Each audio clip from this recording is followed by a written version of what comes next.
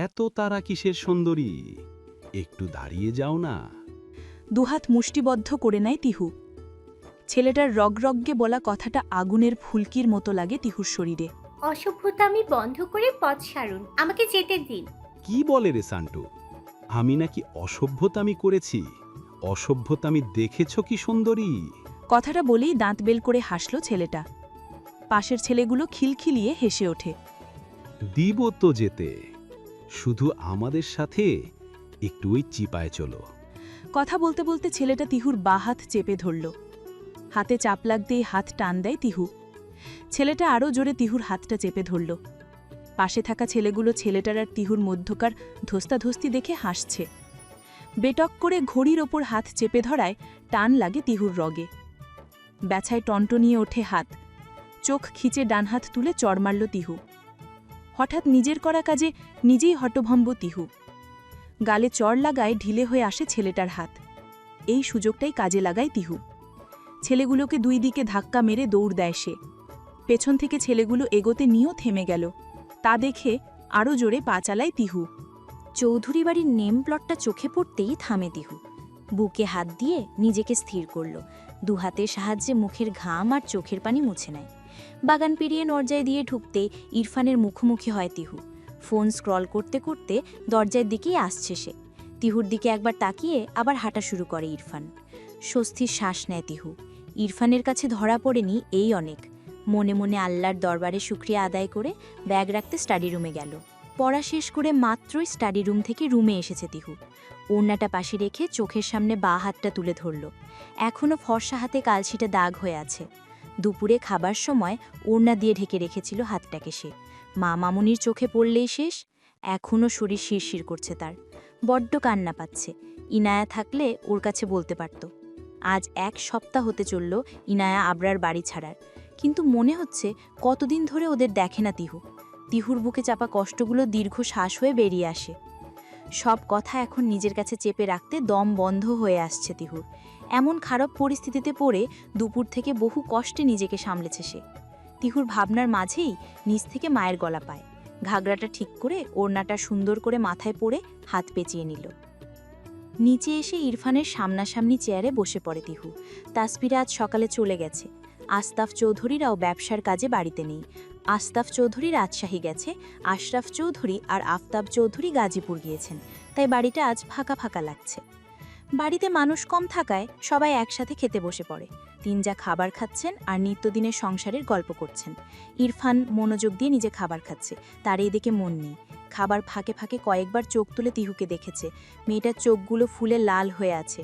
দুপুরে কলেজ থেকে আসার পর থেকে ইরফান লক্ষ্য করেছে তিহু চুপচাপ হয়ে আছে। এমনকি সন্ধ্যায় নাস্তাও করেনি মেয়েটা। খটকা লাগে তার। তবুও কিছু না বলে নিজের খাবার খাচ্ছে ইরফান। গলায় খাবার আটকে যাওয়াতে কেশে উঠে তিহু। চটজলদি তার দিকে পানি এগিয়ে দেন মাহমুদা বেগম। বা হাত বাড়িয়ে গ্লাসটা নিতে গেলে হাত থেকে ওড়নার বাঁধনটা খুলে গিয়ে দাগটা স্পষ্ট হয়। কালশিটে দাগটা চোখে পড়তেই হাই করে ওঠেন মাহমুদা বেগম। কিরে আম্মু, হাতে ব্যথা পেলে কি করে? কতবার বলি সাবধানে চলাফেরা করবি। হাতে কি হয়েছে তোর? ওনার কথায় সবাই চোখ আটকায় তিহুর হাতে। ফোন স্ক্রল করা রেখে গভীর নেত্রে তিহুর হাতটা পর্যবেক্ষণ করে ইরফান। মাহমুদা বেগমের সাথে যোগ হন আয়েশা বেগম। মেঘা বেগম উঠে এসে বাম হাতে কান টেনে ধরে তিহুর। মায়ের হাতের কান টানা খেয়ে হাতের ব্যথা আর মনের ব্যথায় গলা রোধ হয়ে আসে তিহু। চোখের দিকে তাকিয়েই তিহুর মনের কথা পড়ে নেয় ইরফান। কাকিমণি, আগে শুনো কি হয়েছে, তারপর না হয় কানটা টেনো। এখন ছাড়ো, ওকে বলতে দাও কি হয়েছে। ইরফানের কথায় থতমতো খেয়ে তিহুর কানটা ছেড়ে দেন মেঘা বেগম। কোনো রকমে নিজেকে সামলে নেয়। ঢোক গিলে মনে মনে কথা সাজায়। শাওয়ার জেলে পিছলে পড়ে গিয়েছিলাম বড় আম্মু। মামুনি, এত টেনশন করো না, আমি ঠিক আছি। দেখেছেন ভাবি, এই মেয়েকে আমি বারবার বলি ডিঙ্গিপনা ছেড়ে ভদ্র হতে। আমার কথা শুনবেন কেন উনি? আমি কোথাকার কে? বকতে বকতে রান্নাঘরে চলে যান মেঘা। ওনার পিছু পিছু আয়েশা বেগমও গেলেন যাকে ঠান্ডা করতে। ইরফান শান্ত চোখে কিছুক্ষণ তিহুর দিকে তাকিয়ে হাত ধুতে উঠে যায়। মনে মনে তিহুর বলা কথাগুলো ভাবে ইরফান। তার কেন যেন বিশ্বাস হচ্ছে না তিহুর কথাগুলো। যাই হোক, সবার আড়ালে ওকে চেপে ধরে সত্যিটা সে জেনে নিবে ব্যাপার না। মাহমুদা বেগম তিহুর চুলে চুমু খেয়ে মাথা মুছে প্লেটগুলো গুছিয়ে কিচেনে চলে যায়। সবাই যেতেই ফুপিয়ে কেঁদে দেয় তিহু। বেসিনে হাত ধুতে থাকা ইরফানের কানে লাগে তার ফুপিয়ে করা কান্নার আওয়াজ। দুপুরে একসাথে বেরিয়েছিল আবরার, ইনায়া। পাশে একটা হোটেল থেকে দুপুরের খাবার খেয়ে তারপর বাকি জিনিসগুলো কেনার উদ্দেশ্যে বাজারে যায়। তাদের বাসা থেকে বাজারের দূরত্ব মিনিট 40-এর। কেনাকাটা শেষে এখন ফিরছে দুজনে। সন্ধ্যা ঘনিয়ে এসেছে। কর্মব্যস্ত শহরের মানুষগুলো কর্মক্ষেত্র থেকে একে একে বাড়ি ফিরছে। কারো প্রতি কারো খেয়াল নেই, যে যায় কাজে ব্যস্ত।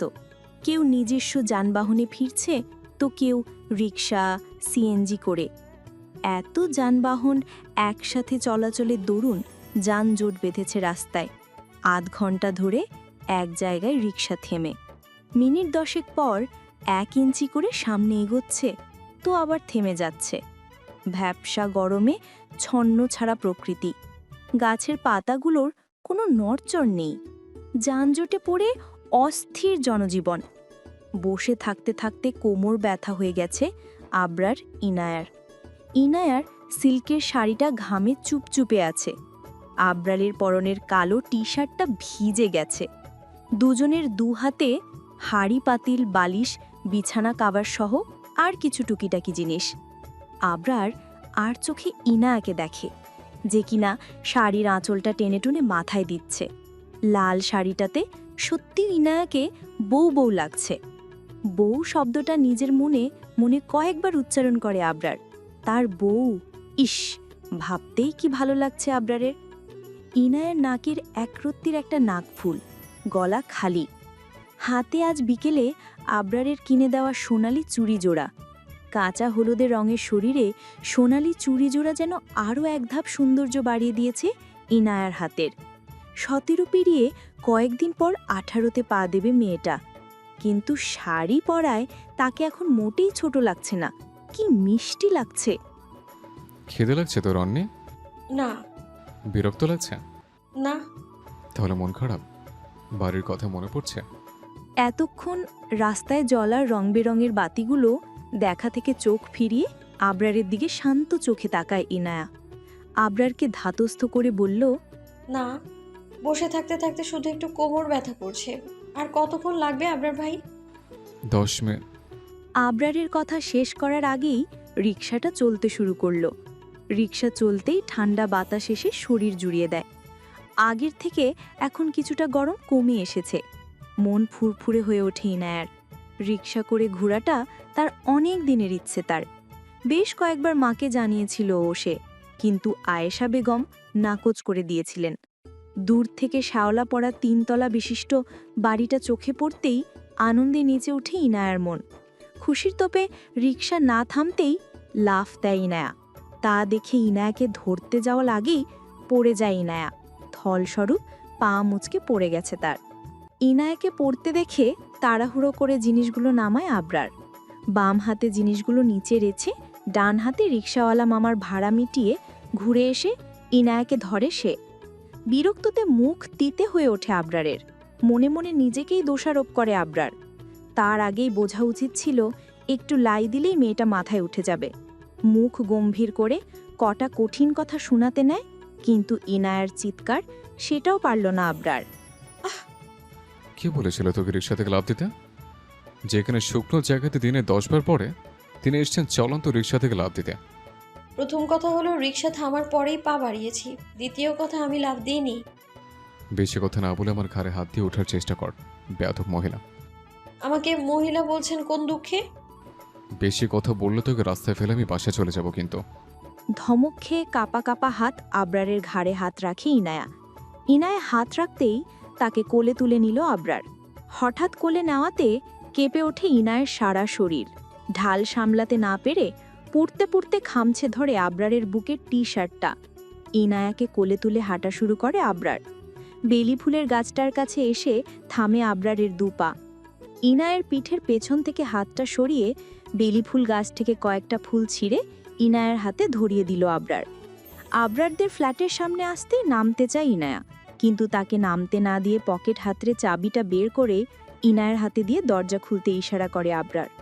কয়েকবারের চেষ্টার পর তালা খুলতে সক্ষম হয় ইনায়া। তার মধ্যেই বেজে উঠল আবরারের ফোন। ইনায়াকে দরজার সাথে ঢেল দিয়ে দাঁড় করিয়ে ফোন রিসিভ করে কানে ধরে আবরার। কথা শেষে কলটা কেটে দেয় আবরার। দোকানে কিনে রাখা ফার্নিচারগুলো চলে এসেছে। তুই কিচেনে গিয়ে দাঁড়া আর ঘুমটাটা টেনে রাখবে। এদিকে ভুলেও পা বাড়াবি না, আমি নিচে যাচ্ছি। মাহমুদা বেগম তিহুর চুলে চুমু খেয়ে মাথা মুছে প্লেটগুলো গুছিয়ে কিচেনে চলে যায়। সবাই যেতেই ফুপিয়ে কেঁদে দেয় তিহু। বেসিনে হাত ধুজে থাকা ইরফানে কানে লাগে তার ফুপিয়ে করা কান্নার আওয়াজ। কাঁদতে কাঁদতে প্লেট হাত ধুয়ে ওপরে চলে যায় তিহু। টলমলে চোখে দৌড়াতে গিয়ে সিঁড়িতে হোঁচট খেল। পড়তে পড়তে বেঁচে যায় তিহু। হোঁচট খেয়ে পড়ার আগেই ইরফান পেছনে থেকে দু হাতে পেঁচিয়ে ধরে তিহুর কোমর। ইরফানের শীতল দু হাতের স্পর্শে কেঁপে ওঠে তিহু। চোখের পানি মুছে ইরফানের দিকে তাকায় তিহু, যে কিনা বর্তমানে তিহুর চোখের দিকেই তাকিয়ে আছে। কেঁদে কেঁদে চোখ মুখ ফুলে লাল হয়ে আছে তিহুর। দু চোখে এখনো পানিতে টলমল করছে। একটু হাওয়া এলেই যেন গড়িয়ে পড়বে পানির ফোঁটাগুলো। ইরফান হালকা ফু দিল তিহুর মুখে। হাওয়া পেতেই জমে থাকা পানি ফোঁটাগুলো ঝরঝর করে গড়িয়ে পড়ল তিহুর গাল বেয়ে। নিষ্ফলক চোখে তা উপভোগ করে ইরফান। ইরফানের অবাধ্য মনস্কামনাগুলো জেগে ওঠে। ইচ্ছে করে কামড়ে খেয়ে ফেলতে তিহুকে, বিশেষ করে লাল হয়ে থাকা গাল দুটো। তার কাছে তিহুর মুখটাকে ঠিক পাকা টমেটোর মতোই ঠেকছে, যেন একটু চাপ দিলেই ভর্তা হয়ে যাবে। আর ইরফান তা এক প্লেট ধোয়া ওঠা গরম ভাত দিয়ে তৃপ্তি সহকারে খেয়ে ফেলবে। ইরফানের দৃষ্টি বুঝতে পেরে চোখ সরিয়ে নেয় তিহু। আস্তে করে ইরফানের বুকে হাত দিয়ে দাঁড়িয়ে পড়ে। তিহুকে দাঁড়াতে দেখে ছেড়ে দেয় ইরফান। ইরফান থেকে ছাড়া পেয়ে দৌড়ে পালায় তিহু। পেছনে রেখে গেল একজোড়া কাতর চক্ষু। নির্নিমেষ চেয়ে রয় সেই দু চোখ। কাল রাতের পর থেকে মেয়েটা তার সাথে ঠিকমতো একটু কথাও বলছে না, দেখা হলেও এড়িয়ে গিয়েছে। 2 সপ্তাহ হয়েছে আবরার ইনায়ার বাড়ি ছেড়ে যাওয়ার। এর মধ্যে সবার সাথে ওদের কথা হলেও আশতাব চৌধুরীর সাথে হয়নি। রিমঝিমের আবেদন করা অফিসের ইন্টারভিউতে সিলেক্ট হয়েছে আবরার। প্রাইভেট কোম্পানি, নতুন জয়েন অনুযায়ী বেতন মোটামুটি ঠিক আছে। প্রতি মাসে 20,000 করে বেতন। 6 মাস যাওয়ার পর কাজের মান অনুযায়ী বেতন বাড়বে। এই সংকটে 20,000 টাকাও অনেক মূল্যবান আবরারের কাছে। ইনায়াকে টেস্ট পরীক্ষাটাও দিতে হবে। তারপর বেতন রেজিস্ট্রেশন হয়ে গেলে বাকি টাকায় ভালোভাবেই তাদের সংসার চলে যাবে। প্রতিদিন অফিসে যাওয়ার আগে ইনায়ার সাথে সকালের নাস্তার কাজে সাহায্য করে সে। তারপর একসাথে নাস্তা সেরে অফিসে যায় আবরার। অফিসে যাওয়ার আগে দরজাতে বাইরে থেকে তালা দিয়ে তারপর অফিসে যায় আবরার। তাই এ কয়দিনে অভ্যেসে পরিণত হয়ে গেছে ইনায়ার। রান্নাঘরে কোমরে শাড়ির আঁচল গুজে রুটি বেলছে ইনায়া। সকাল থেকে গুড়ি গুড়ি বৃষ্টি পড়ছে, তার মধ্যে ইলেকট্রিসিটি নেই। এখন বাজে সকাল 8টা। 9টার মধ্যেই অফিসের উদ্দেশ্যে বেরোতে হবে আবরারকে। শাওয়ার নিচ্ছে আবরার, তার মধ্যেই নাস্তা বানানো শেষ করতে হবে ইনায়াকে। প্রথম চুলোতে ইনায়া আলু ভাজি বসিয়েছে, তা প্রায় হয়ে এসেছে। অপর চুলায় চায়ের পানি ফুটতে শুরু করেছে। পানিতে চা পাতা দিয়ে ভাজিটা নামিয়ে রুটি সেঁকতে বসালো ইনায়া। এইটুকু সময়ের মধ্যেই ডাক দিল আবরার। চুলার আজ কমিয়ে ঘরে ছুটল সে। অর্ণিতা, এই অর্ণিতা। বলেন বলেন আবরার ভাই, কি হয়েছে? আমার ঘড়িটা কই? অনেকক্ষণ ধরে খুঁজছে, পাচ্ছি না। আপনি দিন দিন বড্ড অলস হয়ে যাচ্ছেন আবরার ভাই। বাড়িতে থাকতে তো নিজের কোনো জিনিসে কখনোই হাত লাগাতে দেননি। ইনায়ার অভিযোগ শুনে মিটমিটিয়ে হাসে আবরার। কি ভালো লাগছে তার। তার বউ রাগ করছে, অভিযোগ করছে, মানে আবার স্বাভাবিক জীবনে ফিরছে ইনায়া। ইনায়াকে আরেকটু রাগাতে উতলা হয়ে ওঠে আবরারের মন প্রাণ। কোনো উত্তর না দিয়ে রুম থেকে বেরিয়ে যায় সে। তার পেছন পেছন অগ্রসর হয় ইনায়া। তা দেখেও না দেখার বান করে চুলে ব্যাকব্রাশ করছে আবরার। নিজের রাগে নিয়ন্ত্রণ হারায় ইনায়া। শরীরের সমস্ত শক্তি দিয়ে নিজের দিকে ফেরায় আবরারকে। ঘুরিয়ে পায়ের 2 আঙ্গুলে ভর দিয়ে এলোমেলো করে দিল আবরারের ডাশ করা চুলগুলো। মনে মনে হাসে আবরার। আয়নাতে তাকিয়ে আরেকবার ব্রাশ করল চুলগুলো। এবার সহ্যের সর্বোচ্চ সীমা পেরিয়ে যায় ইনায়া। আবরারকে না ঘুরিয়ে নিজে ঘুরে এসে দাঁড়ায় আবরারের সামনে। চুলগুলো অগোছালো করতে পা উঁচু করতেই পানিতে পিছল পড়তে পড়তে আবরারের শার্টটা ধরে বেঁচে গেল ইনায়া। ইনায়ার টেনে ধরা শার্টের বুকের অংশে চির শব্দ হতে তাড়াতাড়ি ছেড়ে দিল শার্টটা। কিন্তু বিপত্তি বাধে এখানেই। আবরারের শার্টটা ছিঁড়ে গেছে। সাদা শার্টটার বুকের মাঝ বরাবর আড়াআড়িভাবে ছিঁড়েছে। ইনায়ার টানের ভার সইতে না পেরে অকালেই প্রাণ হারায় শার্টটা। তা দেখে বোকা হাসল ইনায়া। কি করবে ভেবে না পেয়ে হাত মোচড়ামোচড়ি শুরু করল। ঘড়ি তো পেয়ে গেছেন, এবার আমি গেলাম। চুলোতে রুটি পুড়ে গেছে মনে হয়। এই দাঁড়া। না না, এখন দাঁড়ালে চলবে না, অনেক কাজ পড়ে আছে, দেখা হবে পরে, টাটা। একদমে কথাগুলো বলে রান্নাঘরে ছুটল ইনায়া।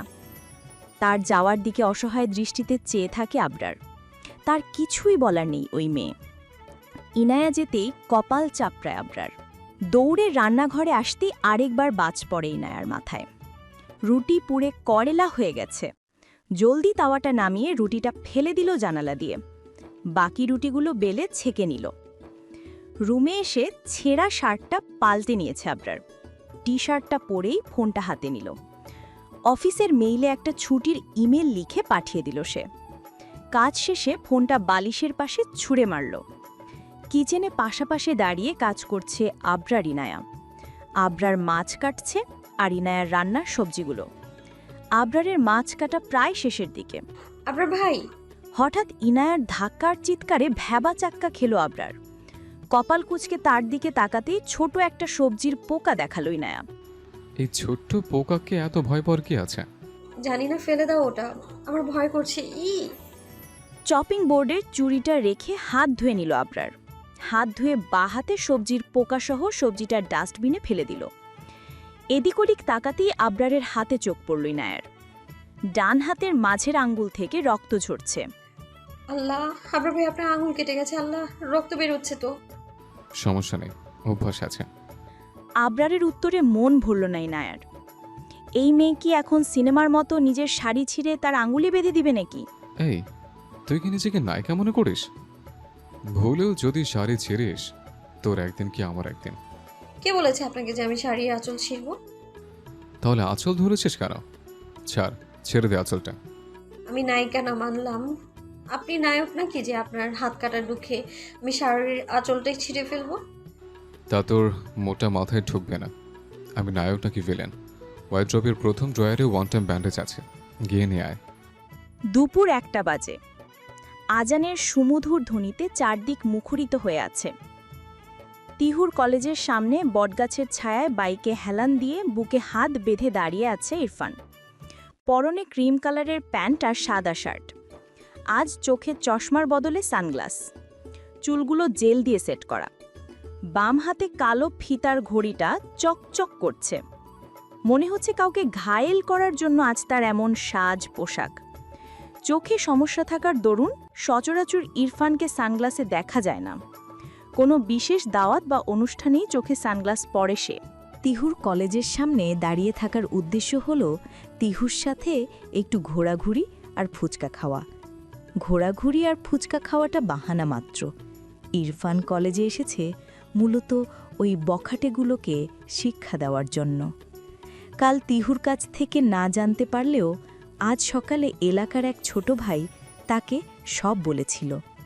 ছেলেগুলোকে দূর থেকে একটা মেয়েকে ডিস্টার্ব করতে দেখে এগিয়ে এসেছিল রাফি। সে কাছাকাছি আসার আগেই তিহু দৌড়ে পালায়। পরে ছেলেগুলোকে জিজ্ঞেস করেছিল সে, কিন্তু ছেলেগুলো কিছুক্ষণ ঝামেলা করে পালিয়ে যায়। আজ ওদের বোঝাবে কত ধানে কত চাল হয়। তার ফুলের হাত চেপে ধরার মজা আজ হাড়ে হাড়ে টের পাবে ওরা।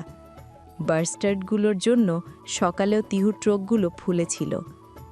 ইরফানের ভাবনার মাঝেই কলেজ ছুটি হয়। বৃহস্পতিবার হওয়াতে আজ হাফ ক্লাস। তিহুকে কলেজের মূল ফটক পেরিয়ে গাড়ির কাছে আসতে দেখেই ছোটে ইরফান। বড় বড় কদমে রাস্তার এপাশে এসে চেপে ধরে তিহুর হাত। কালকের মতো হাতে বাঁধন পেতে রক্ত চড়ে যায় তিহুর মাথায়। কালকের রাগগুলো আবার এসে জড়ো হলো মন মস্তিষ্কে। বাম হাত দিয়ে চড় দিতেই কিছুটা পেছনে মুখ সরিয়ে নেয় ইরফান। চড় দিতে ব্যর্থ হয়ে পেছনে ফেরে তিহু। ইরফানকে নিজের পেছনে দেখে ভ্যাবা চাক্কা খেয়ে চোখ বড় বড় হয়ে যায় তিহুর। একটু আগে করা নিজের বোকামির জন্য মাটির গহ্বরে হারিয়ে যেতে ইচ্ছে করে তার। আক্রমণ করার আগে দেখে নিতে হয় শত্রুকে। না দেখে আক্রমণ করে গণধোলাই খাওয়ার শখ জেগেছে নাকি তোমার? আমি জানতাম না কি যে আপনি। ভালো কথা, আপনি এখন এখানে কি করছেন? বউয়ের সাথে ডেটে যেতে এসেছি। তুমি যাবে কি? তো যান না, আমার কি। কি বললে মাত্রে? যান। জান, ও কিউট। জান, তুমি আমাকে এত ভালোবাসো যে যাওয়ার জটা কেটে জ বসিয়ে দিলে। এক লাইন বেশি বোঝা আমার একদম পছন্দ না। ওকে ম্যাম, এবার থেকে বীজগণিত যেমন বুঝতাম না, কথাও তেমন না বোঝার ভান করে থাকবো। আপনি বুঝিয়ে দিয়েন। সত্যি করে বলেন, এখানে কি করছিলেন? আপনার সাথে একটু ঘুরতে যাওয়ার জন্য এসেছি। যাবেন কি আমার সাথে? ইরফানের জড়ানো কণ্ঠে লজ্জায় লাল হয়ে লাজুক লতার নিয়ে মিয়ে যায় তিহু। তা দেখে হাসি ইরফান। মেয়েটাকে জ্বালাতে ভালোই লাগে, আর লজ্জা দিতে তো ঈদ লাগে। যেমন এখন কি ভালো লাগছে তিহু লজ্জা পাওয়াতে। কিন্তু না, এই মেয়েটা সারা দিন রাক্ষসীর মতো খ্যাচখ্যাচ করে। কোথায় যাবেন এখন এই দুপুরে? আপনি বললে তো আমি 7 সাগরও পাড়ি দিতে পারি, তাতে সময় ম্যাটার করে না। Because you know I love love love you. আচ্ছা আচ্ছা চলেন, আর বলতে হবে না। কথা শেষে গাড়িতে উঠতে নাই তিহু। তাকে বাধা দিয়ে হাতের ইশারায় রাস্তার অপর সাইডে রাখা বাইক দেখালো ইরফান। খুশিতে জল জল করে ওঠে তিহুর চোখ। সত্যি বলতে ইরফানের সাথে বাইকে ঘুরতে তারও ভালো লাগে। শুধু ভালো না, অনেক অনেক অনেক ভালো লাগে। ইরফানের পাশ কাটিয়ে আগে চলে যায় তিহু। পাশ কাটিয়ে যাওয়ার সময় কোনোই দিয়ে ইরফানের বুকে গুঁতো মারতে সে ভোলে না। বাইকের সামনে এসে থামে তিহু। ইরফান উঠে বসতেই সে বাইকে উঠল। বাইকে উঠে ইরফানের বলিষ্ঠ পিঠে শার্ট খামচে ধরে। শক্ত করে ধরে বস। রাস্তারও তোর জন্য জামাই করে দিয়ে যায়নি যে ফুলের পাপড়ি বিছানো আছে। চলন্ত বাইক পড়লে তোর শরীরের হাড়গোড় অবশিষ্ট থাকে কিনা সন্দেহ। আপনি কি জানেন অতিরিক্ত কথা বলাটা আপনার স্বভাবে পরিণত হয়েছে? হ্যাঁ, এখন সব দোষী তো আমার। কিছুক্ষণ শহরের অলিগলি ঘুরেছে ইরফান তিহু। অবশেষে বাড়ির পথ ধরেছে তারা। দূর থেকে কালকের বদমাইশগুলোকে দেখে ইরফানের পিঠের শার্ট খামচে ধরে তিহু। তিহুর হাতের কম্পন বুঝতে পেরে সামনে তাকালো ইরফান। 2-3টে ছেলে দাঁড়িয়ে আছে। তাহলে এগুলোই কি সেই বদমাইশগুলো? মোড় ঘুরতেই বাইক থামায় ইরফান। ইরফানকে বাইক থামাতে দেখে ওকে আরেকটু জোরে খামচে ধরে তিহু। তিহুর হাতের খামচিটা যেন ইরফানকে জানান দিচ্ছে যে বাইক থামিয়েও না। নেমে পড় তিহু। কি কি জন্য? বাইক চলছে না। কি সমস্যা হয়েছে কে জানে। বাকি পথটুকু হেঁটে যেতে হবে রে। সরি। আরেকবার চেষ্টা করুন প্লিজ। তিহুর অসহায় কণ্ঠে প্রতিশোধের আগুন জ্বলে ওঠে ইরফানের বুকে। তার ফুল এতটা ভয় পেয়েছে। ব্যাপারটা এতক্ষণ ক্যাজুয়ালি নিলেও এবার শক্ত হাতে তা দেখতে হচ্ছে তো। দেখেছি রে, লাভ নেই, নেমে পড়। ধীর গতিতে বাইক থেকে নেমে পড়ে তিহু। বুকের ভেতরে ধুকপুক করছে। যদিও ইরফান সাথে থাকায় তার ভয় নেই, কিন্তু যদি ইরফান রেগে যায় তখন? তিহু সামনে হাঁটছে, ইরফান তার পিছনে। সে এক পা বাড়াচ্ছে তো পিছনের ইরফানকে পরখ করছে। এইভাবে হাঁটলে যায় নামাজের বদলে পিচ ডালা রাস্তা দিয়ে তোকে সেজদা দিতে হবে। তিহু সামনে ফিরে হাঁটতে ইরফান হাঁটার গতি কমিয়ে দিল। ছেলেগুলোর কাছে তিহু পৌঁছাতেই থেমে যায় ইরফান। তার এইখান থেকে স্পট ওদের কথাগুলো শোনা যাচ্ছে। আরে ফুলপরি যে, এতক্ষণ তো তোমার জন্যই অপেক্ষা করা। কি মামুনি, কালকে তো পালিয়েছিলে, আজকে কে বাঁচাবে তোমায়? কালকে মামুনি একা ছিল, আজকে ওর সাথে তোদের বাপও আছে। বাচ্চারা নো টেনশন, সবাই আজকে একসাথে খেলবো। পেছনে থেকে পুরুষালী গমগমে কণ্ঠে বলা কথাগুলোই ভ্যাবাচাকা খায় ছেলেগুলো। পেছনে ফিরতেই ওদের সামনে এসে দাঁড়ায় ইরফান। ইরফানের কথায় না চাইতেও হেসে ওঠে তিহু। নিজের হাসি থামিয়ে ইরফানের পেছনে এসে দাঁড়িয়ে পড়ে সে। ইরফানের জবাবে ছেলেগুলো খাবড়ে গেলেও নিজেদের স্থির রাখল। এই ছেলেটা কি করতে পারবে ওদের? ওরা 3 জন আর ছেলেটা শুধু একা। ভয় পেলে পেয়ে বসবে। আমাদের শিক্ষা দিতে সাথে নাগর নিয়ে এলে নাকি সুন্দরী? সেটা সুন্দরীকে না জিজ্ঞেস করে আমাকে বল, আমি উত্তর দিচ্ছি। তবে কি জানিস, আমার উত্তর দেওয়ার ভঙ্গিমাটা একটু আলাদা। আমাদের সাথে মাস্তানি করছিস? কানের নিচে এমন দেব না। ওমা, তাই নাকি? অনেক দিন শারীরিক ব্যায়াম করা হচ্ছে না, জিমের ট্রেডমিল ফিল ওসব আর ভালো লাগে না। চল আজ তোদের দিয়েই ব্যায়ামটা সেরে নেই। ইরফানের কথা শেষ করার আগেই একটা ছেলে ঘুষি বসায় তার নাক বরাবর। মারামারিতে কাঁচা হওয়ার দরুন ঘুষিটাতে কিছুই হয়নি ইরফানের। মুচকি হেসে সানগ্লাসটা খুলে ক্যাচ ছুঁড়ে দেয় তিহুর হাতে। এবার আমার স্টাইল দেখ। প্রতিদিন জিম করার দরুন পাতি ছেলেগুলোকে হারাতে বেশি সময় লাগে না ইরফানের। মারামারির এক পর্যায়ে হঠাৎ পকেট থেকে ছুরি বের করে ইরফানের পিঠে ছুরি চেপে ধরল একটা ছেলে। বিয়েখেয়ালিপনাতে নড়ে যাওয়াতে ইরফানের পিঠের পাতলা শার্ট গলে পিঠে গিয়ে লাগে ছুরির আঘাতটা। ইরফানের আর্তনাদে কেঁপে ওঠে তিহু। কি করবে ভেবে না পেয়ে তাড়াহুড়ো করে ইরফানের পিছনের ছুরি হাতে দাঁড়িয়ে থাকা ছেলেটাকে তার কলেজ ব্যাগ দিয়ে বাড়ি মারল তিহু। কিন্তু দুর্ভাগ্যবশত ছেলেটা সরে গেলে ব্যাগ ইরফানের পিঠে লাগে। তুই কার দলের বোন আমার? আপনার তাহলে আমাকেই কেন মারছিস? ভুল হয়ে গেছে ভাইয়া। ইরফানের সাদা শার্টের পিঠের নিচের অংশ রক্তে লাল হয়ে গেছে। তা দেখে কেটে পড়ে ছেলেগুলো। রক্তারক্তি ব্যাপারে একবার থানা পুলিশ হলে আর মাস্তানি করতে হবে না। ছেলেগুলো চলে যেতে দৌড় দেয় তিহু। রাস্তার পাশ থেকে এক ধরনের সবুজ পাতা নিয়ে এসে থামে ইরফানের পেছনে। পাতাগুলো হাতে সাহায্যে কচলে নিল সে। দেখি পিঠের শার্ট তুলুন। পারবো না, এই পাতার রসে অনেক জ্বালা করে। এসব ভণ্ড ডাক্তারি অন্য কারোর সাথে গিয়ে কর, আমার সাথে বলিও না। তো আপনি তুলবেন না আমি তুলবো? তুলছি। এমন নাদান অসহায় বাচ্চাকে ভয় দেখাতে তোর লজ্জা করে না? তিহুর চোখ পাকানোর সাথে সাথেই বিনা বাক্যে পিঠের শার্ট খানিক ওপরে তুলল ইরফান। পিঠের ক্ষতটাতে পাতাসহ রসটা চেপে লাগিয়ে দেয় তিহু। পাতার রস লাগানোর কিছুক্ষণের মধ্যেই রক্ত পড়া বন্ধ হয়ে যায়। গভীর নেত্রী ক্ষতটা পর্যবেক্ষণ করছে তিহু। ক্ষতটাকে বেশ গভীর বলে ভুল হবে, আবার ছোটও বলা যায় না। চলুন ডাক্তারের কাছে যাব। চল বাইকে ওঠ, বাসায় গিয়ে ড্রেসিং করে দিস। কিন্তু কোনো কিন্তু না, পিঠ ব্যথা করছে, জলদি বাসায় ফিরতে হবে। আর বাসায় গিয়ে কাউকে ভুলেও বলবি না কথা। ঠিক আছে, কিন্তু বাইক তো নষ্ট হয়ে গেছে, হেঁটে যেতে হবে ভাইয়া। কিছুই হয়নি বাইকের, চল। আর একটা কথাও না। বাড়ির মূল ফটক পেরোতেই বাইক থামায় ইরফান। বাইক থামাতে তিহু নেমে দ্রুত পায়ে হাঁটা ধরল তিহু। এই তিহু দাঁড়া, আমার সাথে যাস। ইরফানের কথায় মাথা নাড়িয়ে দাঁড়ায় তিহু। শুন তিহু, তুই আমার পেছনে পেছনে আসবি। এই ধর, ছোটবেলায় রেলগাড়ি খেলতাম যে আমরা, কিছুটা তেমন করে, যাতে আমার পিঠের রক্ত না বোঝা যায়। বড় আম্মুর মা বা মামুনি কেউ যদি জিজ্ঞেস করে এমনভাবে আসছি কেন, সেটা আমি বলবো, তুই বোকা, মুখ খুলবি না। ইরফান তিহু সদর দরজা পেরিয়ে সিঁড়ির কাছে যেতেই আয়েশা বেগম ডাক দিলেন। কিরে তোরা দু ভাই বোন একসাথে ফিরলি যে? তিহু না কলেজে গেছে? একটা কাজে বাইরে গিয়েছিলাম, আসার সময় তিহুকে কলেজ থেকে নিয়ে এসেছি। ও, তো এইভাবে হাঁটছিস কেন দুজনে? অনেকদিন রেলগাড়ি খেলি না, তাই আর কি, দুজন একটু প্র্যাকটিস করছিলাম, তাই না তিহু? জি জি মামুনি। ডান হাতে তিহুকে নিজের সাথে জড়িয়ে চোখে ইশারা করে ইরফান। ইরফানের সাথে তাল মেলালো তিহুও। ছোটাপার, তুমিও না ওই পাগল দুটোর কথা শুনছো কেন এত মনোযোগ দিয়ে? দেখ গিয়ে মাথায় আবার কোনো নতুন ভূত চেপেছে। আম্মু থাক না মেঘা, ছেলে মেয়েগুলো ভালো থাকলেই তো আমাদের শান্তি। দুটো তো বাড়ি ছেড়েছে, একজনের বিয়ে হয়ে গেছে, এখন ওরা তিনজনেই তো আছে শুধু। তোমরা কথা বলো, আমরা গেলাম। কথা শেষ করে আগের মতো করে আবার হাঁটা দেয় তারা। সিঁড়ি বেয়ে ওপরে উঠতেই স্বস্তির থম পেল ইরফান। ইরফানকে দাঁড়াতে দেখে নিজের ঘরে যেতে নেয় তিহু। ভ্রুকুচকে তিহুর গতিবিধি লক্ষ্য করছে ইরফান। কোথায় যাচ্ছে এ মেয়ে? তার তো তাকে পিঠে ব্যান্ডেজ করে দেওয়ার কথা ছিল, এটুকু সময়ে ভুলে গেছে।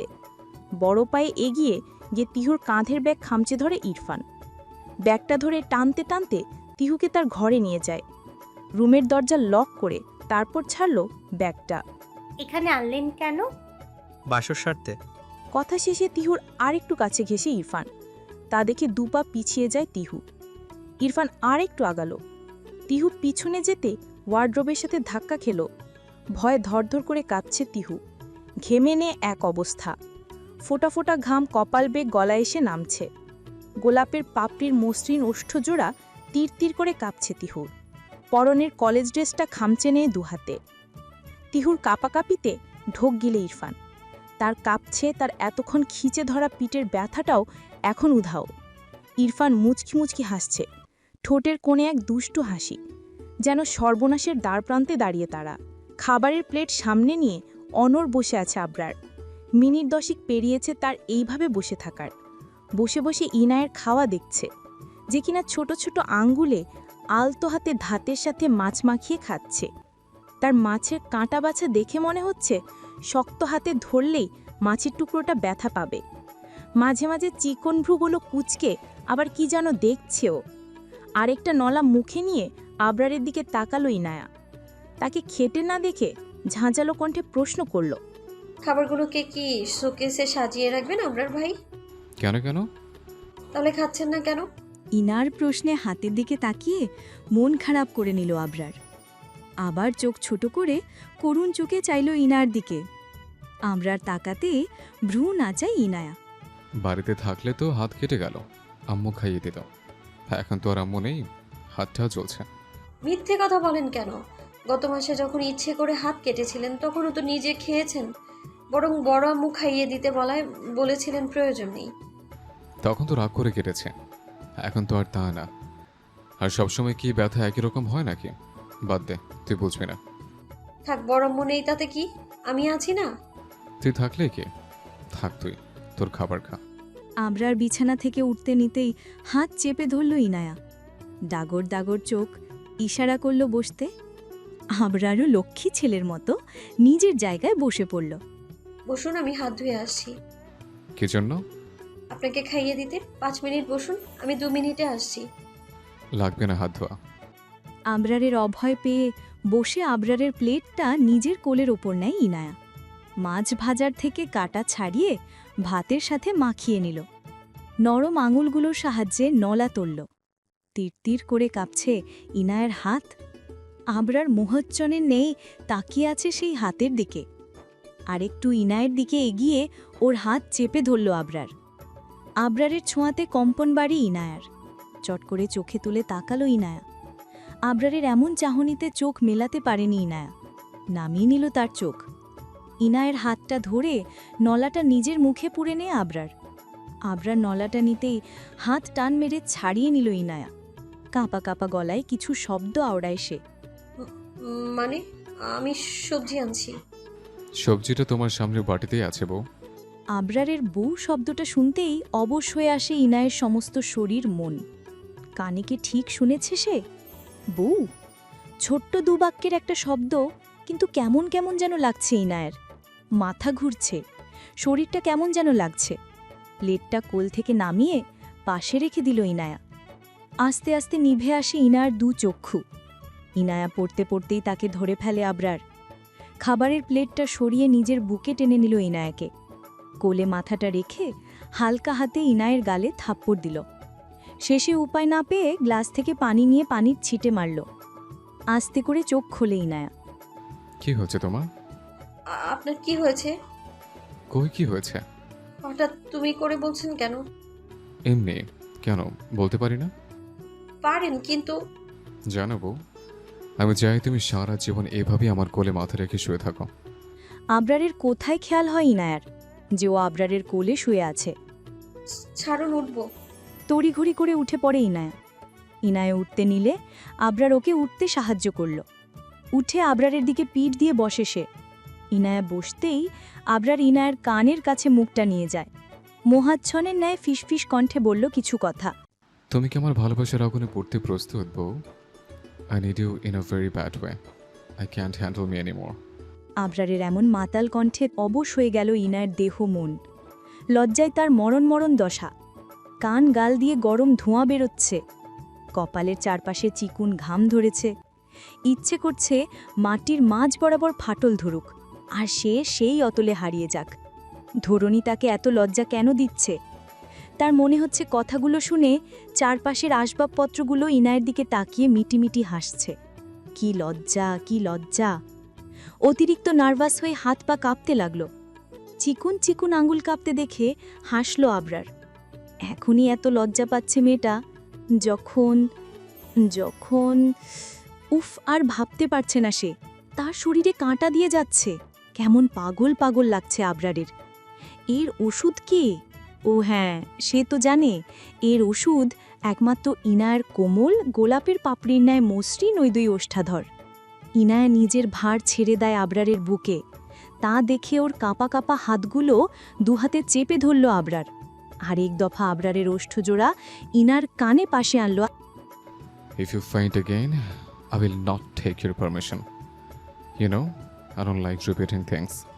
আমি ঠিক আছি। তাহলে এমন কাঁপছো যে? কথা আটকে যাচ্ছে কেন তোমার? বাকি ভাতটুকু আপনাকে খাইয়ে দিই। না, আগে আমার প্রশ্নের উত্তর দাও। কি উত্তর দেব? যে প্রশ্নটা করেছিলাম, আমি কি নীরবতা সম্মতির লক্ষণ হিসেবে ধরে নেব? আপনার ইচ্ছে, আমি হাত ধুয়ে আসি। কথা শেষে এক প্রকার দৌড়ে পালায় ইনায়া। এক দৌড়ে বেসিনের সামনে এসে থামে ইনায়া। তড়িঘড়ি করে হাত ধুয়ে নেয় সে। হাত ধুয়ে আয়নায় নিজের প্রতিবিম্বে তাকালো। লজ্জায় দুগাল সহ নাকের ডগা লাল হয়ে আছে। আয়না থেকে চোখ ফিরিয়ে চোখ মুখে পানি ছিটালো। কাপড়ের আঁচলে মুখটা মুছে নিল ইনায়া। ঘরে যেতে পা বাড়িয়ে আবার থেমে গেল সে। হাত পা চলছে না। ওই ঘরে গেলেই আবার লজ্জা দেবে ওই শয়তান লোকটা। লাগামহীন কথার তীরবিদ্ধ করবে। অনেকক্ষণ পেরিয়ে যাওয়ার পরও ইনায়াকে না যেতে দেখে উঠে পড়ে আবরার। রুম থেকে বেরোবার আগেই বেসিনের সামনে ইনায়াকে একা একা দাঁড়িয়ে হাসতে দেখল। ধীর পায়ে আবরার তার পেছনে গিয়ে দাঁড়ায়। নিজের ধ্যানে থাকা ইনায়ার খবর নেই যে তার পেছনে এসে কেউ দাঁড়িয়েছে। হঠাৎ নিজের মেদহীন পেটে কারো ঠান্ডা হাতের বিচরণে ধ্যান ভাঙে ইনায়ার। শিরশির করে ওঠে পুরো শরীর। বুঝতে বাকি রয় না যে হাতের মালিক কে। আয়নাতে চোখ বুলাতেই পেছনে দাঁড়ানো আবরারের সাথে চোখাচোখি হলো ইনায়ার। আবরারের ওমন মাতাল চোখে বেশিক্ষণ তাকাতে পারল ইনায়া। নিজের দৃষ্টি সংযত করে নিল সে। আবরার নিজের সাথে আর একটু আঁকড়ে ধরে ইনায়াকে। হেঁচকা টানে আবরারের বুকে ধাক্কা লাগে ইনায়ার পিঠে। ইনায়াকে বাঁ হাতে জড়িয়ে ডান হাতের কানের পাশের চুলগুলো কানের পেছনে গুজে দিল আবরার। দু ওষ্ঠ বাড়িয়ে ইনায়ার কানের 2 ইঞ্চি নিচের নরম মাংসে চুমু খেল। বরফের মতো জমে যায় ইনায়া। এই সুযোগে তাকে কোলে তুলে নেয় আবরার। নিজের ভারসাম্য সামলাতে আবরারের ঘাড়ে আগলে ধরে। সযত্নে ইনায়াকে কোলে তুলে রুমে আনলো আবরার। ইনায়াকে বিছানাতে শুয়ে দাঁড়াতে নিতেই টান পড়ল আবরারের টি-শার্টের কলারে। পাশ ফিরে তাকাতেই দেখে ইনায়ার হাতে চুড়িতে আবরারের টি-শার্টের কলারে আটকে আছে। আলতো হাতে তা ছাড়িয়ে নেয় আবরার। ফের ইনায়ার ওপর আধছোঁয়া হয়ে শুয়ে পড়ে আবরার। আলতো চোখে তাকালো ইনায়া ওই কাজল কালো দু চোখে। ইনায়া চোখ নামিয়ে নেই। একবার তুমি করে ডাকো না জান। আপনি তো আমার বড়। I'm your husband. So tell me now. Hurry up. Abrar ভাই, তুমি? No, only you. আমি তোমার কোন জন্মের ভাই হই, হ্যাঁ? এই জন্মের। অর্ণিতা, ফাজলামি করবে না, বলে দিলাম। আবরার, তুমি? আরেকবার প্লিজ। আবরারের কাতর কণ্ঠের আবদারে শিউরে ওঠে ইনায়া। আটকে যাওয়া গুটি দুয়েক বাক্যের শব্দটা আবার আওড়ায়। তুমি? আবরার ইনায়ার বলা কথাটা শেষ করতে না দিয়ে আঁকড়ে খুব শক্তভাবে। পরক্ষণে ইনায়া অনুভব করল তার ওষ্ঠে অন্য কারো বিচরণ। এক পুরুষালী হাতে বন্দি সে। ছটফট করে ওঠে ইনায়া। আবরারের বেপরোয়া পুরুষালী হাতের ছোঁয়া আর ওষ্ঠের দংশনে কেঁপে কেঁপে উঠছে ইনায়া। একসময় সেও অভ্যস্ত হয়ে পড়ল। দু হাতে আঁকড়ে নেয় আবরারের টি-শার্টবিহীন পিঠটা। নখের আঁচড়ে বিধ্বস্ত করে ফেলে ফর্সা পুরুষালী পিঠটা। শরীরে কাঁথা পেঁচিয়ে শুয়ে আছে ইনায়া। তলপেটে ছিনছিনে ব্যথা হচ্ছে। উঠতে কষ্ট হচ্ছে তার। তার মধ্যে শাড়িটা দূরে মেঝেতে লুটোপুটি খাচ্ছে। আবরার ইনায়ের পাশেই শুয়ে আছে, কোমর অবধি কাঁথা টানা। তার দিকে তাকিয়ে অনুরোধের সুরে বলল ইনায়া, আবরার ভাই, একটু শাড়িটা নিয়ে দেন না। কি বললে? এই মাত্র কি বললে? শাড়িটা এনে দিন। তার আগে আবরার ভাই, তুমি কি চাও আমি আরেকবার মোড়ে আছি? কি বলছেন? আরেকবার ভাই বলবে তো তোমার 12টা বাজিয়ে ছাড়বো কিন্তু। কথা শেষে উঠে পড়ে আবরার। বিছানার অপর পাশে ঘুরে কাঁথা মোড়ানো ইনায়াকে কোলে তুলে নেয়। আমি সামনে থাকতে তোমার হেঁটে ওয়াশরুমে যাওয়ার কি প্রয়োজন জান? আপনি দিন দিন অসভ্য হয়ে যাচ্ছেন আবরার ভাই। আরেকবার ভাই বলো, তারপর দেখাচ্ছে।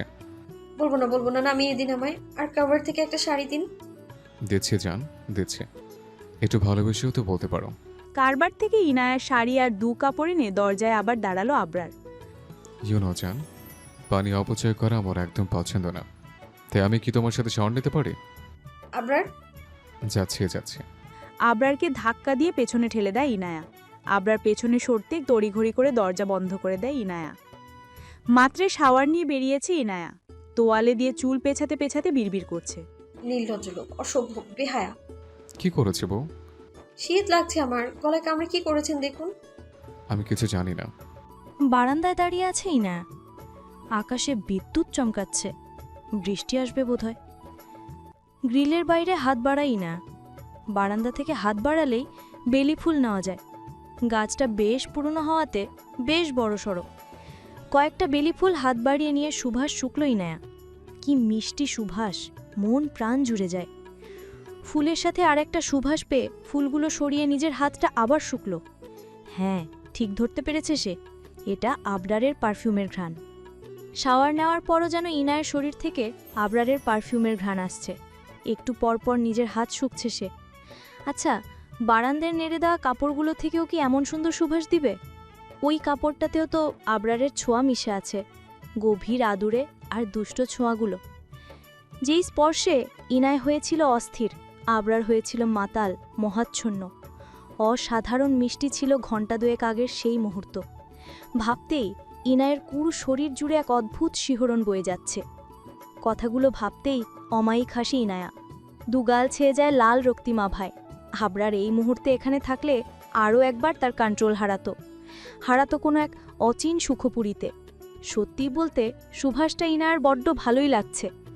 2-3 বছর ধরেই ডিওর সুভাষ পারফিউমটা ব্যবহার করে আবরার। ইনায়া আগে সুযোগ ফেলেই ঘরে গিয়ে সবগুলো পারফিউম থেকে একটু একটু মেরে দেখত। এই অভ্যাসের জন্য কম কানটানাও খায়নি আবরারের হাতের। শেষমেশ না পেরে ওকে দুটো ডিওর সুভাষ পারফিউম গিফট করেছিল, কিন্তু ওগুলো ইনায়া কোনো দিন ইউজ করেনি। এখনও ড্রেসিং টেবিলে সাজানো আছে। সেই আবরারের পারফিউমগুলোই ও গায়ে মাখত।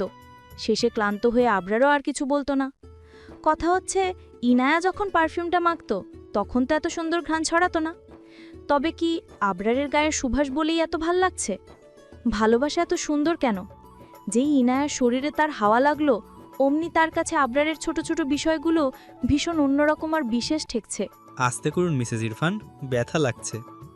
এই জন্যই বলেছিলাম ডক্টরের কাছে যান। সমস্যা নেই, শেষ করো। উদম শরীর বসে আছে ইরফান। পিঠের কাটা জায়গাটায় ড্রেসিং করে ব্যান্ডেজ করে দিচ্ছে তিহু। রাস্তাতেই যেহেতু রক্ত পড়া বন্ধ হয়ে গেছে, তাই রক্তগুলো শুকিয়ে জমাট ধরে আছে। সেটা তুলতে গিয়েই নাস্তানাবুদ হতে হচ্ছে তিহুকে। তখন আমার কথা শুনলে এখন কষ্ট পেতে হতো না আপনাকে। তুই কষ্ট না দিলেই তো হয়। আমি আপনাকে কষ্ট দেই? আমি তা বললাম নাকি? একদম কথা ঘোরানোর চেষ্টা করবেন না। আপনি নিজে নিজে ব্যান্ডেজ করেননি। তিহু উঠতেই ওর হাত টেনে ধরে ইরফান উল্টো পেঁচিয়ে টান মেরে পাশে বসিয়ে দেয় ইরফান। অন্যদিকে মুখ করে বসে আছে তিহু। কথায় কথায় এত রাগ করিস কেমন? হ্যাঁ, এখন তো আমার সাধারণ কথাকেও রাগ মনে হবে। কি হয়েছে সেটা তো বলবি। ওই দিন এমন ব্যবহার করেছিলেন কেন? ওই সিয়ামের সাথে তোকে কথা বলতে দেখে। ছেলেটার ইন্টেনশন ভালো না। তো তাতে আমার কি? কিছু না, বাকি ড্রেসিংটুকু করে ভাগ। তিহু, এই তিহু! মেঘা বেগমের ডাকে সোজা হয়ে দাঁড়িয়ে পড়ে তিহু। টি শার্টটা পাশ থেকে নিয়ে ঝট করে পরে ফেলল ইরফান। মামুনি, তিহু আমার ঘরে। কই তুই? এই মেয়েটাকে সেই কখন থেকে ডেকে সারা বাড়ি মাথায় তুলছি, আর ও এখানে? বলো মা, ডাকছিলে কেন? 3টে বাজে, জলদি গিয়ে গোসলটা করে খেতে বস, তোর টিচার আসলো বলে। এই তো যাচ্ছি। ইরফান, তুইও শাওয়ার নিয়ে জলদি নেমে আয়। তোদের খাবার খাইয়ে আমি আর ছোট আপা আবার বাইরে যাব। কোথায় যাবে একসাথে দুজনে? সিক্রেট পরে জানতে পারবি। দুজনে নিচে আয়, 10 মিনিটের মধ্যে। মেঘা বেগমের কথায় তিহু নিজের ঘরে চলে যায়। ইরফান কাবার্ড থেকে তাওয়ালার টি শার্ট নিয়ে ওয়াশরুমে ঢুকে পড়ে। বাহিরে ঝড় হচ্ছে। ধরনের তাণ্ডবে গাছগুলো একবার এদিক টলছে তো একেবার ওদিক। ঝড়ের এই তাণ্ডবে উত্তাল হয়ে উঠেছে প্রকৃতি। শোষো বাতাসে চারপাশের ধূলিকণা এসে ঘরে জড়ো হচ্ছে। তার সাথে খানিকক্ষণ আগ থেকে আরেক ধাপ যোগ হয়েছে আকাশের বজ্রপাত। বিছানায় কাঁথা মুড়ি দিয়ে শুয়ে আছে ইনায়া। তার পাশে আধো শোয়া হয়ে শুয়ে আছে আবরার। একটু আগে ইলেকট্রিসিটি চলে গেছে। আজ রাতে আর আসবে কি না তারও ঠিক ঠিকানা নেই। ল্যাপটপে অফিসের কাজ করছে আবরার। মুখে চেয়ে আছে গম্ভীরতা। চোখে পড়া চশমাটা আরেকটু ঠিক করে পাশে শুয়ে থাকা ইনায়াকে একবার পরখ করে আবরার। আবরারের দিকে মুখ দিয়ে ঘুমিয়ে আছে সে। চোখ মুখ লাল হয়ে আছে জ্বরের তোপে। ঠোঁটগুলো যেন লাল টমেটো। কপালে হাত চেপে জ্বর আছে কিনা দেখল আবরার। তারপর বেডসাইড থেকে থার্মোমিটারটা নিয়ে আরেকবার জ্বরটা মেপে নিল সে। কি একটা শরীর নিয়ে জন্মালো এই মেয়ে। সামান্য একটু আদরেই জ্বর বাঁধিয়ে বিছানায় লেপটে গেছে। ফাইনাল ডোজ দিলে তো মনে হয় আবরারের আর সংসার করা লাগবে না। হসপিটাল টু বাসা, বাসা টু হসপিটালই দৌড়াদৌড়ি করতে হবে। ল্যাপটপটা পাশ টেবিলে রেখে বিছানা থেকে নেমে পড়ে আবরার। কিচেন থেকে বাটি ভর্তি পানি আর নিজের রুমালটা নিল। ফের ইনায়ার পাশে চেয়ার টেনে বসে। কাঁথাটা কপাল থেকে সরিয়ে চুমু খায় কপালে। কাঁথা সরাতেই উন্মুক্ত হয় ইনায়ার গলা। কালচে দাগে ভরে গেছে শুভ্র সুন্দর গলাটা। জায়গায় জায়গায় রক্ত জমাট বেঁধে আছে। ব্লাউজের গলাটা আরেকটু নামালো আবরার। নিজের কাজের জন্য নিজেই অনুতপ্ত সে। টলমর করে উঠে আবরারের চক্ষু জোড়া। আমি দুঃখিত পেলি। এত বছরের ভালোবাসা একসাথে যে এভাবে তোমাকে কাবু করবে জানতাম না। সর্বোচ্চ ভদ্র ও শান্ত থাকার পরও এতটা লেগেছে। শিট। নাক টেনে চোখ মুছে নেয়। কাঁদলে তার বেলির কষ্ট কমবে না। রুমালটা ভিজিয়ে চিপকে ইনায়ার কপালে জলপট্টি দেয়। অপর হাতে ফোনটা নিয়ে কিছুক্ষণ স্ক্রল করে আবার বালিশের পাশে ছুঁড়ে মারে। ভালো লাগছে না কিছু। জলপট্টি দেওয়াতে জ্বর কিছুটা কমে এসেছে ইনায়ার। জ্বর কমতেই ঘুম ভেঙে যায় তার। ঘুম ঘুম চোখে আবরারকে পাশে দেখে খুশিতে জলজল করে ওঠে ইনায়ার চোখ। তাকে মিটিমিটি হাসতে দেখে ইনায়ার দুলহাত নিজের হাতের আজলায় পুড়ে নেয় আবরার। এখন কেমন লাগছে অন্যে? ভালো। আমি সরি বউ, এমন বোক আমি আর করবো না। এবার থেকে জেন্টলম্যান হয়ে যাব, সত্যি, প্রমিস। আবরারের সহজ সরল স্বীকারোক্তিতে শব্দ করেই হেসে ওঠে ইনায়া। নিজের হাত ছাড়িয়ে দুর্বল হাতে আবরারের হাতগুলো ধরল সে। এত চিন্তা কেন করছেন? আমি ঠিক আছি। সত্যি? হ্যাঁ। আবরারকে চুপ দেখে ফের ইনায়া কাপা কণ্ঠে বলল, আপনারা একটু জড়িয়ে ধরবেন আমায়। খুব ইচ্ছে করছে আপনার বুকের ভিতর নাক ডুবিয়ে শরীরে আপনার গায়ের সুবাস মাখতে। বউ, তুমি কথাগুলো নিশ্চয়ই জ্বরের ঘরে বলছো। না আপনার, আমি ঠিক আছি। শিওর? ইয়েস। ইনায়া সায় পেয়ে চেয়ার থেকে লাফ দিয়ে উঠে পড়ে আবরার। ইনায়ার পাশে বিছানাতে বসে ইনায়ার পিঠের পেছনে হাত দিয়ে উঠিয়ে নেয় নিজের বুকে। শক্ত করে জড়িয়ে বুকের কোঠায় লুকিয়ে রাখতে ব্যর্থ চেষ্টা চালায় আবরার। জড়িয়ে ধরতেই ইনায়াও জড়িয়ে নেয় দু হাতে। এক পবিত্র ছোঁয়া, যেই ছোঁয়াতে নেই কোনো পাপ বা কামুকতা, আছে শুধু দুটো পবিত্র হৃদয়ের স্পর্শ। ইনায়া নাক টেনে বুক ভরে শ্বাস নিল। এই তো তার সেই চেনা সুভাষ। ভালোবাসার মানুষের সংস্পর্শে এলে অসুখেরাও যেন লজ্জায় মুখ লুকিয়ে দেখে তাদের এই স্নিগ্ধ মুহূর্ত। আবরার ওর চুলে মুখ গুজে শুধালো, বাই এনি চান্স তুমি কি আমার প্রেম পড়ে যাচ্ছ বউ? কে বলেছে আপনাকে? অবশ্য পড়লে আমার কোনো সমস্যা নেই। কি দেখে আপনার প্রেমে পড়তে যাব আমি? আমার সৌন্দর্য। আবরারের কথায় ওর বুক থেকে মুখ তোলে ভেঙচি কাটে ইনায়া। আসছে আমার রাজকুমার। ভুল বলেছ, রাজকুমার না, রাজা। The king is your only king. ওদের কথার মাঝে ইনায়ার ফোনটা বেজে উঠল। আবরারার বুক থেকে মুখ তুলে ফোনটা হাতে নেয় ইনায়া। এরই মাঝে কারেন্টটাও চলে এসেছে। তিহু ভিডিও কল দিয়েছে দেখে উঠে বসে ইনায়া। কলটা রিসিভ করে ফোনটার সামনে এনে সালাম দিল। আসসালামু আলাইকুম। ওয়ালাইকুম আসসালাম। কি অবস্থা তোর রিনু? এই তো আলহামদুলিল্লাহ। তোর? আলহামদুলিল্লাহ ভালো। তোর গলাটা এমন শোনাচ্ছে কেন? সন্ধ্যা একটু জ্বর এসেছিল তাই। কি বলিস? জ্বর কিভাবে আসলো? অপ্রস্তুত হাসল ইনায়া। পাশে বসে থাকা আবরারের দিকে চোখ রাঙিয়ে তাকালো সে। ওই মানে আর কি। কি ওই মানে টানে করছিস? সত্যি করে বল। বৃষ্টিতে ভিজেছিলাম তাই। তোর সাহস আছে ইনায়া? আবরার ভাইয়ার চোখ ফাঁকি দিয়ে বৃষ্টিতে ভিজে জ্বর বাঁধিয়েছিস? সত্যি বলেছিস? আমি এখন আর তোদের আবরার টাবরার ভাইকে ভয় পাই না। জানি জানি, জ্বরের ঘরে উল্টো পাল্টা বকা তোর ছোটবেলা থেকে অভ্যাস। তা এমন পাড়ার মোড়ে পাগলি সেজে বসে আছিস কেন? তিহুর কথায় ফোনটা বিছানায় রেখে চুলগুলোতে হাত খোপা করে নিল ইনায়া। চুল বাঁধা শেষে ফোন মুখের সামনে ধরতেই কপাল কুঁচকে নেয় তিহু। ফোনটা একটু ডানে ঘুরাতো ইনায়া। পারতাম না। ঘুরা বলছি। বিরক্তির সাথে ফোনটা ঘুরায় ইনায়া। ফোন ঘুরিয়ে কর্কশ শব্দে প্রশ্ন করে তিহুকে। ঘুরিয়েছি ফোন, তো কি হয়েছে? বাহ রে ইনায়া, আমাকে ছাড়া বিয়ে তো করলি, শেষমেশ বাসরটাও সেরে ফেললি। ছি। চোখটা কি এবার পুরোপুরি খেলি? আমি চোখ খাইনি। তোর গলায় ওটা কিসের দাগ তাহলে বল? পোকা পোকা কামড়েছিল বিকেলে। ঠিকই বলেছিস, কিন্তু সেই পোকার নাম অরিন্দম চৌধুরী আবরার। তিহুর কথায় চোখ বড় বড় করে ফেলে আবরার। ছোট বোনের মুখে নিজের বাসরের গল্প কোনো ভাইয়ের হজম হবে না, তাও আবার যদি চুপচাপ বসে শুনতে হয়।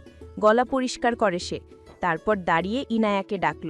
আবরারের কণ্ঠ পেয়েই জিভে কামড় বসায় তিহু। আচ্ছা রাখি ইনায়া, কাল কথা হবে। ভালোভাবে ওষুধ খেয়ে সুস্থ হয়ে যাস। আরে কি বলছিস? মাত্র না তুই আবরার ভাইকে কি বলবি ভাবছিলি? এই তো উনি, বল। শয়তান মহিলা, কল কাটলাম আমি।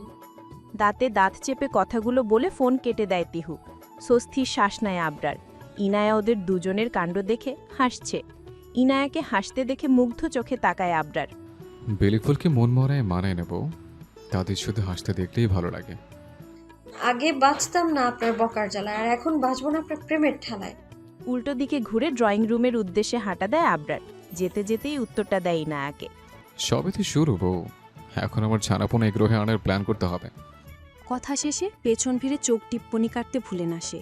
ঝড় বৃষ্টি থামতেই ভিজে জুবুথুবু হয়ে ঘরে ঢুকলেন আশরাফ চৌধুরী, আফতাব চৌধুরী আর তিনজা। হাতে কতগুলো শপিং ব্যাগ। ব্যাগগুলো কিছুটা ভিজে গেছে। ইরফান, তানভীর আর টিহু যার যার ঘরে। ড্রয়িং রুমের ঝাড়বাতিটা জ্বালানো। হালকা লাল আলোতে মোহাচ্ছন্ন হয়ে আছে ঘরটা। মাহমুদা বেগম রহিমা খালাকে পাঠালেন ওদের তিনজনকে ডেকে আনতে। তিনি আদেশ পেতেই ছুটলেন উপরে। এই সুযোগে ওনারা যে যার ঘরে গিয়ে পোশাক পাল্টে নেন। বৃষ্টিতে ভিজার দরুন বেশিক্ষণ ভিজে পোশাকে থাকলে আবার জ্বর বাঁধতে পারে, যা এখন কোনো গিন্নিই চাইছেন না। ইরফান ঘর থেকে বেরোতেই তানভীরের মুখোমুখি হলো। ইরফান, কোথায় ছিলি আজ সারাদিন? বাড়িতেই তো ছিলাম।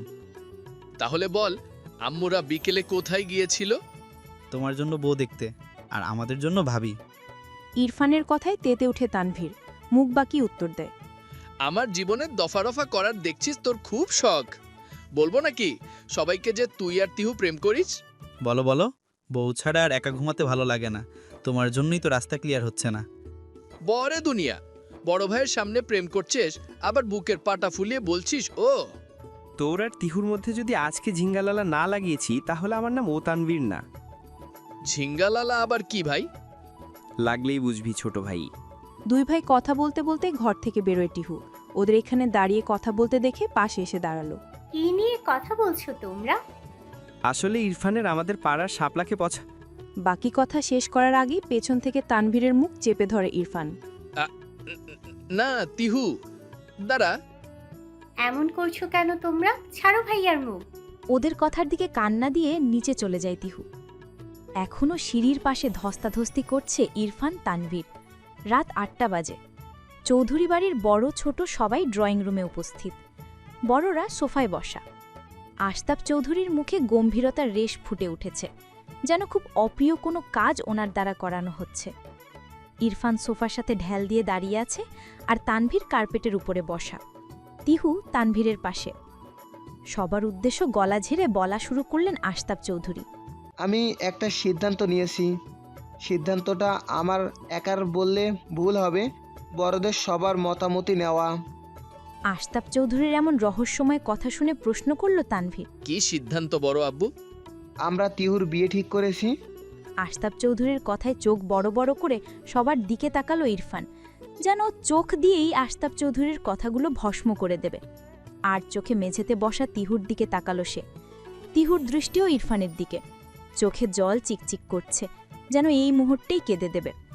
রুম জুড়ে পিনপতন নীরবতা। এই নীরবতা সহ্য হয় না ঘাড়তারা তানভীরের। মেঝে থেকে দাঁড়িয়ে পড়ে তানভীর। দাঁত কিরমির করতে করতে প্রশ্ন করল নিজের বাবাকে। আব্বু, বড় আব্বু নিশ্চয়ই মজা করছে। আমার মতে এই মজার কোনো মানেই হয় না। তানভীর, এটা কি ধরনের কথা? ছোট আম্মু, তানভীর ভাইয়া ঠিকই বলেছে। হুট করেই কারো বিয়ে বললেই তো বিয়ে হয়ে যায় না, তাই না? মেঘা বেগম নিজের স্বামীর দিকে তাকিয়ে চুপ করে গেলেন। আশতাব চৌধুরী আবার বললেন, নিছক মজা করার সম্পর্ক তোমাদের সাথে আমার নিশ্চয় নেই। সোমবার এঙ্গেজমেন্ট, আগামী শুক্রবার তিহুর বিয়ে। ছেলেকে পরিচয় কি তার?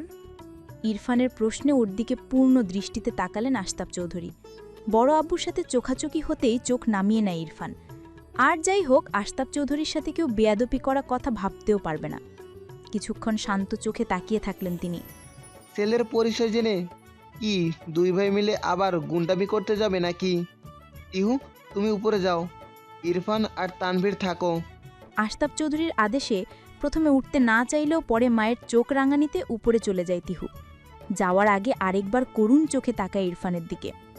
মাত্রই অফিস থেকে ফিরেছে আবরার। সে কলিং বেল বাজাতে ইনায়া দরজা খুলে দিল। আবরারের হাতে অফিসের কালো ব্যাগটার পাশে অন্য আরেকটা ব্যাগ দেখে অবাক হলো ইনায়া। তার জানা মতে তো আজ কোনো শপিং করার কথা ছিল না আবরারের, তাহলে এই ব্যাগটাতে কি? ওর ভাবনার মাঝেই আবরার ইনায়ার হাতে ব্যাগটা ধরিয়ে দেয়।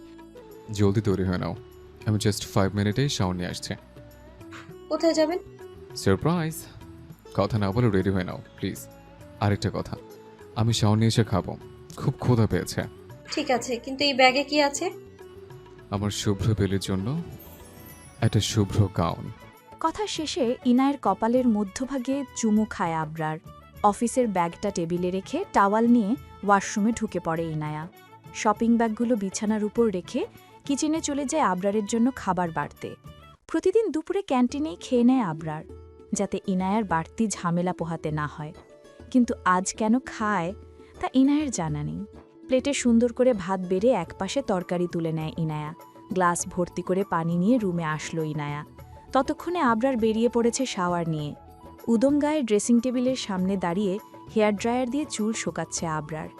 এতই মনোযোগ সহকারে চুলগুলো শুকোচ্ছে যেন একটু অমনোযোগী হলে তার ফাঁসি কার্যকর।